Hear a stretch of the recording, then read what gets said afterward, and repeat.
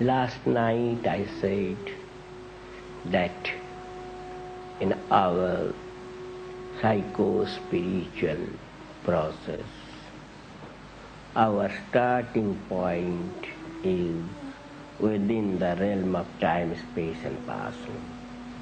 And our goal, for which I use the term supreme noumenal entity, is beyond the reach of time, space and person. Now, in the course of this occult practice, the bondages of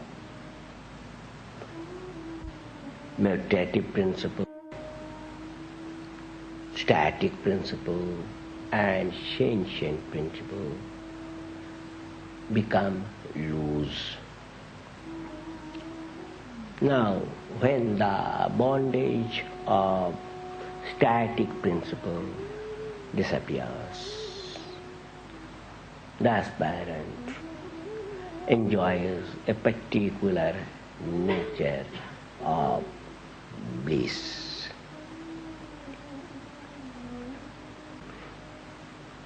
There, that is in that stage, there remains no static bondage, but the bondages of meditative and sentient principles are there.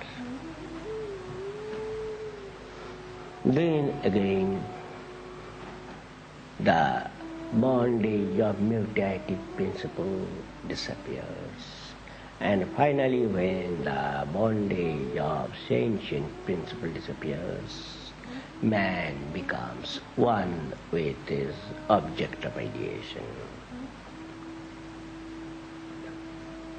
Now, when the primordial phase, when after starting from the physical sphere, the man, the aspirant, is just to cross the cordon of static principle, he enjoys a special nature of pleasure. You may say pleasure because it is not the supreme beatitude, but it is a distorted form of beatitude, not purely pleasure, something higher, something subtler, something more charming, more beautiful, more fascinating than pleasure. That enjoyment, that psycho-spiritual enjoyment is known as dasha in Sanskrit. In dasha phase, the aspirant enjoys a sort of inner pleasure, but his sensory or motor organs fail to express it. Even the language is too weak to convey the experience.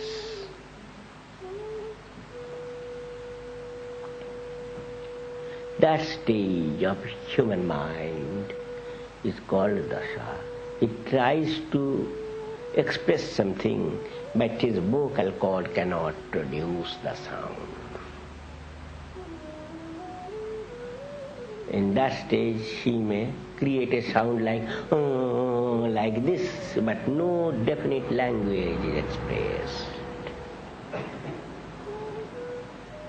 Just when the aspirant crosses the cordon of the supreme point, static point, just to the other side, he feels another type of pleasure.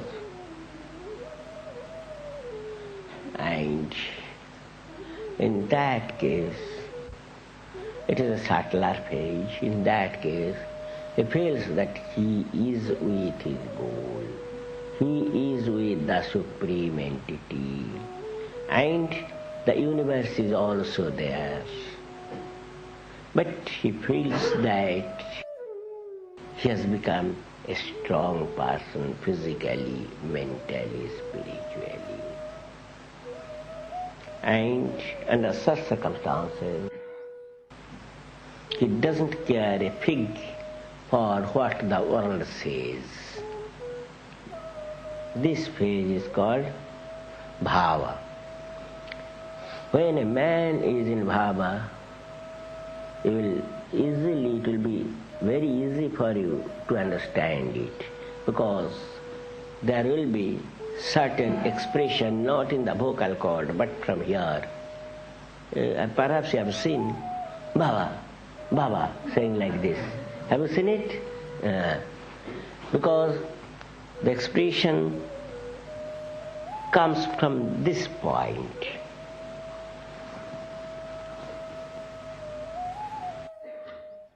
Then when the aspirant crosses the cordon of the mutative principle, that stage is known as Bhava Samadhi. In that phase, he feels that he is with his cosmic goal. There is no universe. At that stage, he ignores the entitative existence of the universe. But he feels that he is with his Lord. He enjoys divine bliss, but it becomes very difficult for him to express it. That is, he cannot express it. This phase of Bhava Samadhi. And in the final phase, when he crosses the jurisdiction of sentient principle, he feels that there is no duality. That is the duality, he and his Lord. This duality disappears. He feels there is only one existence, he is, or the Lord is. I am with my Lord, I am Lord. This duality disappears. This is called Mahabhava. All other higher samadhis are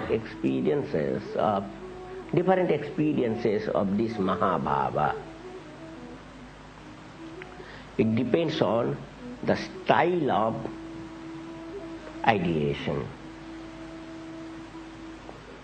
But when one attains the stance of Mahabhava, it is not at all difficult or impossible for him to enjoy other kinds of samadhi. Not bhav samadhi, but actual samadhi. That is the highest form of samadhi. But all these samadhis, which are beyond the boundaries of sentient principle, are qualified samadhi, attributional samadhi. And the mind remains either in the form of microcosm or in the form of macrocosm.